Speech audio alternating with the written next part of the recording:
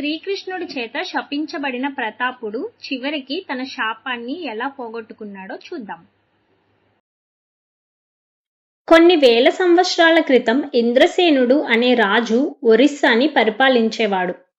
చంద్రభాగా నది ఒడ్డున ఒక పూరి గుడిసెలో ప్రతాపుడు అనే యువకుడు ఉండేవాడు. తను పరమ విష్ణు భక్తుడు మరియు ఎంతో అత్యాస పట్టుదల కలిగినవాడు. చంద్రభాగా నది ప్రతి మహాలయ అమావాస్య నాడు ఉప్పొంగి ఊరిలోకి వచ్చేస్తుంటుంది. ఆ నది సముద్రంలో కలిసే చోటులో పరిస్థితి భయంకరంగా ఉంటుంది. ఆ మహాలయ అమావాస్య నాడు సముద్రం ఉధృతంగా మారి ఒడ్డున గల గ్రామాలని భయపెడుతుంది. సొంత ఇల్లు పొలాలు బ్రతుకు తెరువు కలిగిన రాజ్యం అని ప్రజలు ఆ ఊరు దాటి వేరే ప్రదేశానికి వెళ్ళలేక చావైనా బ్రతుకైనా అక్కడే అని, ఆ మహాలయ అమావాస్య ఎప్పుడొస్తుందో అని ప్రాణాలు గుప్పెట్లో పెట్టుకొని బ్రతుకుతుంటారు. ఆ పరిస్థితి చూసి రాజు ఇంద్రసేనుడు చాలా బాధపడతాడు. రాజ్యాన్ని ధర్మంగా పరిపాలించాలి, ప్రజల్ని రక్షించాలి, రాజ్యాన్ని సస్యశ్యామలంగా ఉంచాలి అని కోరుకునే వ్యక్తి ఏం చేయాలి? ప్రకృతిని ఆపడం మానవులకి సాధ్యం కాదు. ఆ ప్రకృతిని సృష్టించిన శ్రీ మహావిష్ణువుని వేడుకుందాం అనుకుని మర్నాడు ఉదయం పండితులు పురోహితుల్ని పిలిచి యజ్ఞాలు యాగాలు చేయమంటాడు. శ్రీహరే దిగివచ్చి మన రాజ్యానికి పరిష్కారం చూపించాలని చెప్తాడు. దాంతో పూజారులు యజ్ఞయాగాలు చండీ హోమాలు నిరంతరంగా 21 రోజులు చేస్తుంటారు. ఆ యజ్ఞయాగాల నుండి వచ్చిన హవీసులకి మేఘాలు కరిగి ధారాళంగా వర్షించసాగాయి. అప్పుడు ఆకాశవాణి రాజుతో ఇలా అంటుంది: రాత్రి కలలోకి శ్రీకృష్ణ పరమాత్మ వచ్చి నీకొక పవిత్ర కార్యం అప్పగిస్తారు అని ఆకాశవాణి మాయమవుతుంది. రాజు ఆ రాత్రి శ్రీకృష్ణ పరమాత్మ దర్శనం కోసం ఎదురు చూస్తుంటాడు. అంతలో కలలో శ్రీకృష్ణుడు దర్శనమిచ్చి తూర్పు సముద్ర తీరానికి చంద్రభాగా నది సముద్రంలో కలిసే దిక్కుగా ఆలయాన్ని నిర్మించండి. స్వయంగా నేనే కొన్ని యుగాలు అక్కడ కొలువై ఉంటాను. ఆ మహాప్రళయాన్ని అడ్డుకుంటాను అని అదృశ్యమవుతాడు. శ్రీకృష్ణ పరమాత్మ అంటే ఆజానుబాహుడు, అందగాడు. అతని రూపం చెక్కడం మానవ మాతృలకి సాధ్యమా అనుకుంటూ నిద్రలోకి జారుకుంటాడు. మరుసటి రోజు ఊరిలో జాతరలో ఒక అమ్మాయిని చూస్తాడు ప్రతాపుడు. ఆమె అందానికి ముగ్ధుడవుతాడు. ఆమె అందం వెనుక ఎంత మోసం కుట్ర ఉన్నాయో తెలీదు ప్రతాపుడికి. ఆనాడు రాజు ఇంద్రసేనుడు శ్రీకృష్ణుడి గుడి కోసం విగ్రహం చెక్కగల గనుడు ఎవరని, అంతటి మహర్జాతకుడు ఎవరని దండోరా వేయిస్తాడు. శ్రీకృష్ణుడి విగ్రహం అందంగా చెక్కిన వాళ్ళకి రాకుమార్తెతో వివాహం మరియు ఈ రాజ్యానికి రాజుగా ప్రకటిస్తాం అంటాడు. దాంతో అందరూ అంత అదృష్టవంతుడు ఎవరా అని మాట్లాడుకుంటుంటారు. అసలే పట్టుదల అత్యాస కలిగిన ప్రతాపుడు తనకి శిల్పాలు చెక్కే పని తెలియకపోయినా ఏదో ఒకలా చేద్దాం, ముందు అందరూ నన్ను గొప్పగా అనుకోవాలని ముందుకు రాబోతుండగా అతనికంటే ముందుగా ఒక ముసలివాడైన శిల్పి ముందుకు వస్తాడు. రేపు వచ్చి రాజదర్బార్లో రాజుని కలవమని చెప్పి వెళ్ళిపోతారు సైనికులు. ప్రతాపుడికి కోపం వస్తుంది. తన అదృష్టాన్ని తన్నుకుపోతాడేమో అనుకొని ఆ శిల్పి పైన పగ పెంచుకుంటాడు. మరుసటి ఉదయం ఆ శిల్పి వెళ్ళి రాజుగారిని కలుస్తాడు. అతని కళ్ళల్లో ఏదో మానవాతీత శక్తిని చూసిన రాజు ఆలయ నిర్మాణం పనులు అతనికి అప్పగిస్తాడు. ఇక ఆ ముసలి శిల్పి, రాజుగారు నన్ను మన్నించండి, నాదొక షరతు, 21 రోజుల్లో విగ్రహం పూర్తి చేస్తాను, కానీ నా ఇష్టానికి నన్ను వదిలేయాలి. 21 రోజులు నన్ను ఎవ్వరూ కలవకూడదు, నాతో మాట్లాడకూడదు. ఆ షరతుకి ఒప్పుకుంటేనే తను శిల్పం చెక్కుతానంటాడు. ఆ షరతుకి ఒప్పుకుంటారు రాజుగారు. ఒక పవిత్ర గడియల్లో ఈశాన్య దిక్కున గల అడవిలోని దారువు తెచ్చి అదే చోట ఒక చిన్న గదిలో శిల్పం చెక్కడం మొదలు పెడతాడు.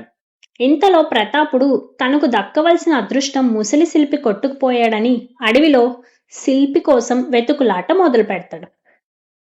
ఎంత వెతుకుతున్నా ఆ శిల్పి జాడ ప్రతాపుడికి తెలియలేదు.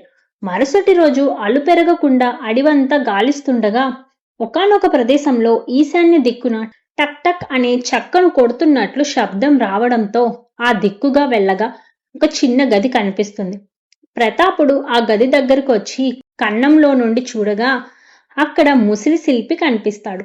ఇక తలుపులు తెరిచి వెళ్ళి ఆ శిల్పి ముందు నిల్చొని ఉండగా ప్రతాపుడు వెనక సాక్షాత్తు శ్రీకృష్ణుడు కనిపిస్తాడు శిల్పికి. ఆశ్చర్యపోతాడు. అప్పుడు తన అసలు రూపమైన దైవరూపం దేవశిల్పి రూపమైన విశ్వకర్మగా మారుతాడు. అంతే, ప్రతాపుడు ఆశ్చర్యపోతాడు.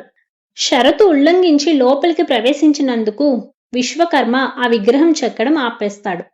అప్పుడు శ్రీకృష్ణుడు ప్రసన్న వదనంతో ఇలా అంటాడు: విశ్వకర్మ, ఈ ప్రతాపుడు పూర్వజన్మలో నాకు జాంబవతికి జన్మించిన సాంబుడు.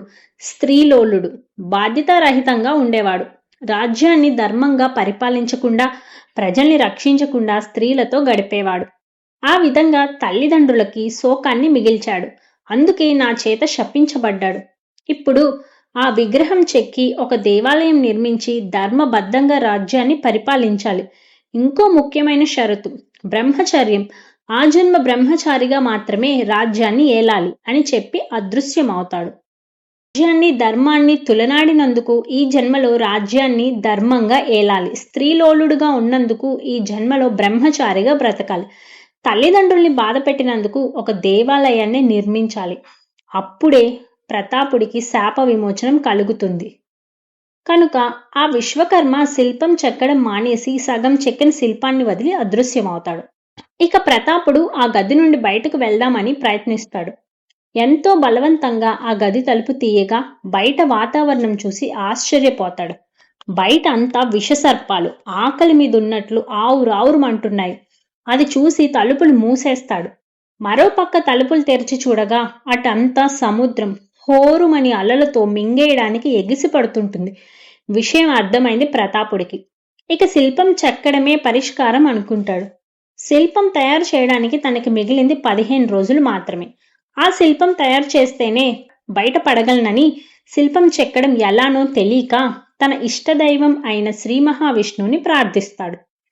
అలా 5 రోజులు నిద్రాహారాలు మాని శ్రీ మహావిష్ణువుని ధ్యానిస్తాడు. అప్పుడు దేవశిల్పి విశ్వకర్మ ప్రత్యక్షమయ్యి ప్రతాపుడికి కొన్ని శిల్పకళలు నేర్పిస్తాడు. ఇక 10 రోజులు అలుపు లేకుండా తిండి నిద్ర మానుకొని విష్ణునామం జపిస్తూ ఎంతో కష్టపడి శ్రీకృష్ణుడి విగ్రహం పూర్తి చేస్తాడు. అంతే, దివ్య కాంతులు విరుజల్లుతూ ఒక ఆత్మ ఆ విగ్రహంలోనికి వెళ్తుంది.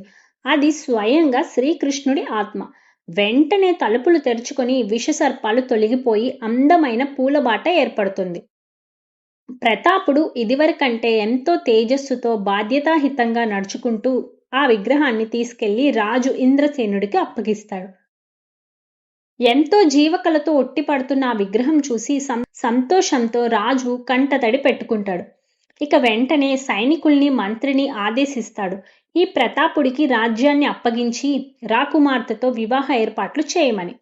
దానికి ప్రతాపుడు, రాజా, నేను ఎంతో కృతజ్ఞుణ్ణి, కానీ మీ ఆజ్ఞని నేను పాటించలేను. నేను ఆజన్మ బ్రహ్మచారిగా రాజ్యాన్ని పరిపాలించాలి. కనుక రాజ్యంలో అర్ధభాగం మాత్రమే నాకు ఇప్పించండి. రాకుమార్ని చేసుకోబోయేవాడికి మిగతా రాజ్యాన్ని ఇవ్వమని అర్థిస్తాడు. రాజు ఆశ్చర్యపోతాడు. కానీ తప్పక అర్ధ రాజ్యాన్ని ప్రతాపుడికి అప్పగిస్తాడు. ఇక ప్రతాపుడు చంద్రభాగా నది ఒడ్డున పూరీ సముద్ర తీరానికి దగ్గరగా ఒక జగన్నాథ ఆలయం ఎంతో మనోహరంగా అద్భుత శిల్పకళతో నిర్మించి ఆ శ్రీకృష్ణ పరమాత్మ విగ్రహాన్ని ప్రతిష్ఠిస్తాడు. బ్రహ్మాది దేవతలు ప్రతాపుణ్ణి ఆశీర్వదిస్తారు. అలా జగన్నాథుడు స్వయంభూగా ఆలయంలో వెలసి పూరీ సముద్ర తీరంలోని రాకాసి అలల నుండి ఒరిస్సాను రక్షిస్తున్నాడు. ఇక శ్రీకృష్ణుడు జాంబవతుల కుమారుడైన సాంబుడు ప్రతాపుడిగా జన్మించి బాధ్యతాయుతంగా ధర్మంగా రాజ్యాన్ని పరిపాలిస్తున్నాడు. అలా మనిషైనా దేవుడైనా బాధ్యతగా ధర్మంగా జీవించాలని శ్రీకృష్ణుడి పరమార్థం. గత జన్మల్లో చేసిన కర్మలు మంచైనా చెడైనా ఎన్ని జన్మలెత్తినా అనుభవించక తప్పదు. వీడియో నచ్చితే లైక్ చేయండి, ఎలా ఉందో కమెంట్ చేయండి.